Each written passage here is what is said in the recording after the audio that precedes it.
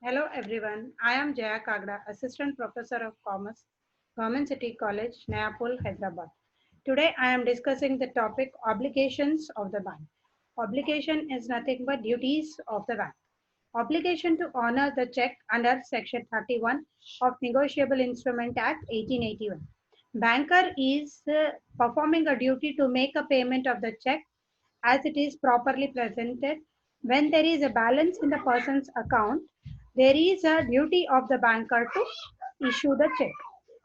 Here, the duty of the banker is to forward the check, it means honor the check. Next thing here is if the banker fails to perform that duty, the debtor fails to pay the debt to the creditor, later may approach to the court of law to issue the garnishee order. When a garnishee order is served on the banker may seek or refuse under Order 21 of the Code Civil Procedure 1908. This is called a garnishee order presented in the court of law. Obligation to maintain secrecy. The one more duty of the banker is to maintain the secrecy. If the banker is maintaining the person's secrecy, that is coming under Section 13 of Banking Company Act 1970. Banks has to maintain the secrecy of their customers' account. Means the banker supposed to maintain the secrecy of their customer. It should not disclose any information related to that person. However, there are some exception when the law requires. Means any court of law, if the law is asking the information to a banker supposed to give that information to the banker. If at all any inquiry is there. Rights of the banker. Rights of the general lien. Lien is a right of the creditor to retain the goods and security owned by the debtor until the debt due from him is paid. If confirmed upon the creditor to retain the security of the debtor, it does not confirm the rights to sell.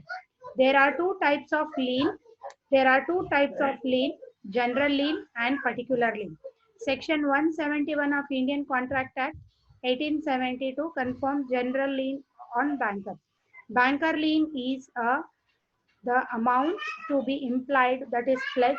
The reason being the banker is best owned with a right even to sell the security without the intervention of the court. Pledge. Section 172 of Indian Contract Act 1872. Bailment of good as a security for payment of debt or the performance. So here there are two types of lien, general lien and particular lien.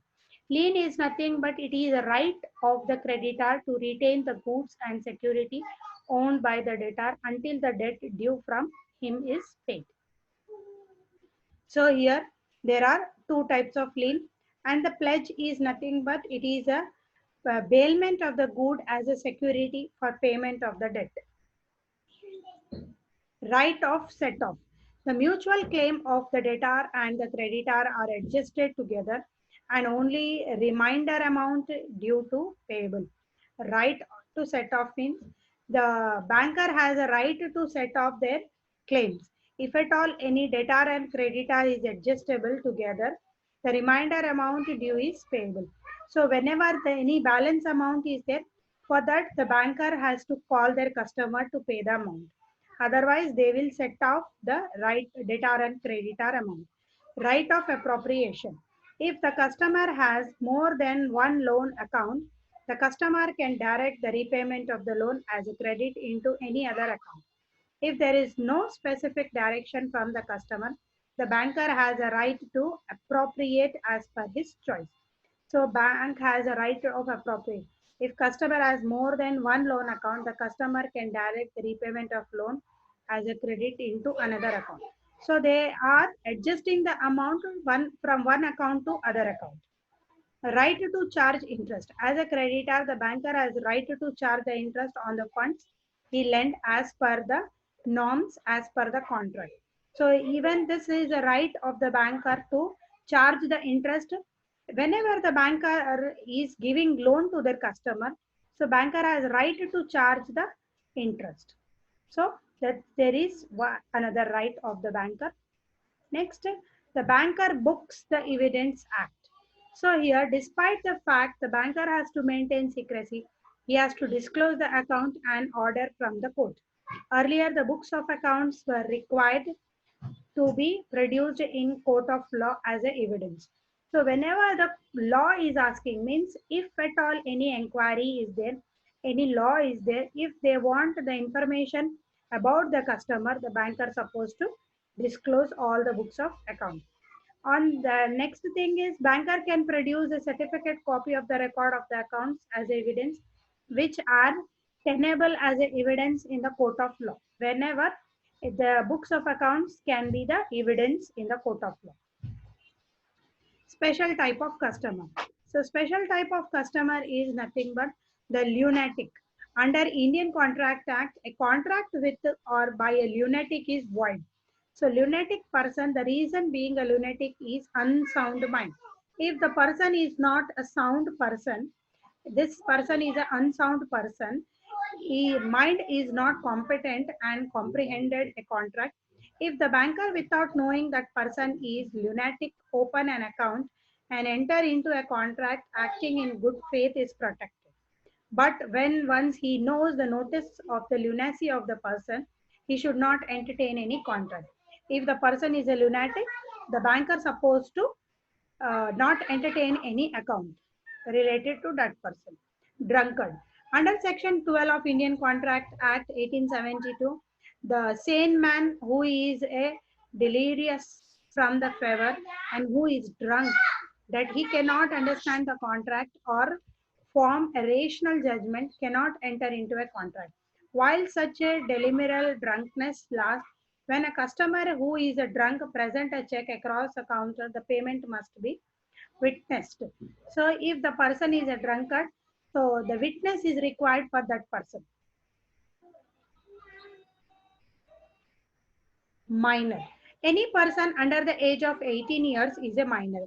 If a court appoints a guardian and the minor is below 18 years, the minority extend up to 21 years. A minor is not a competent to enter into a contract. So as we all know, any person below the 21 years of age cannot enter into any contract. Banker can open an account, but he has to be very careful that account will never be allowed to be overdrawn. The minor can be a partner, but cannot be held liable for liabilities of the partnership. Partnership. Partnership, Section 4 of Indian Partnership Act 1932 defines partnership as a relationship substituting between persons who have agreed to share the profits of the business carried on by all or any of them acting all. While opening an account, the partnership letter should be signed by the all partners and the purpose of the business, address, name and other details can be clearly opted. Partnership letter indeed should be contained as regard to instructions pertaining to opening an account and related to any other cases. If at all given notice of the stoppage of operation would only be operative by all the partners jointly.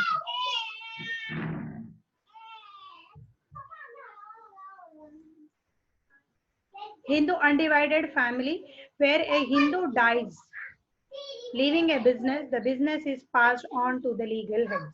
It becomes Hindu undivided family property. The members of the family are called co-partners and the eldest male child is the manager or a karta.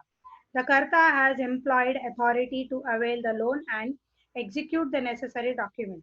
It binds all the members. The other members of the family are also required to sign the document as a precautionary measures, even though legally they are bounded by the action of the karta.